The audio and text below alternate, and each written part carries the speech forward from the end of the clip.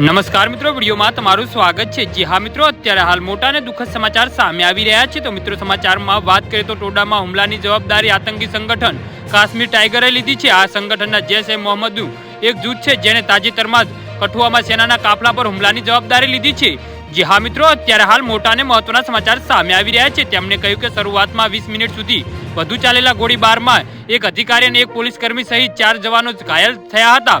ઘાયલ સૈનિકોને હોસ્પિટલ લઈ જવામાં આવ્યા હતા। આર્મીના 16 કેમ્પસ અનુસાર ચોક્કસ ગુપ્ત માહિતીના આધારે ટોડાના ઉત્તરના જનરલ વિસ્તારમાં ભારતીય સેના અને જેકેપીસી દ્વારા સંયુક્ત ઓપરેશન ચાલી રહ્યું હતું। આ દરમિયાન રાત્રે લગભગ 9 વાગે આતંકવાદીઓની ઓળખ કરવામાં આવી હતી। ત્યારબાદ આતંકવાદીઓની સુરક્ષા દળો વચ્ચે અથડામણ થઈ હતી। જી હા મિત્રો, તો આના વિશે તમારું શું કહેવું છે તો નીચે અમારી કોમેન્ટ બોક્સમાં કોમેન્ટ કરી દેજો અને અમારી વિડીયોને લાઈક કરવાનું ભૂલતા નહીં। વિડીયો પૂરો જોવા બદલ તમારો ખૂબ ખૂબ આભાર।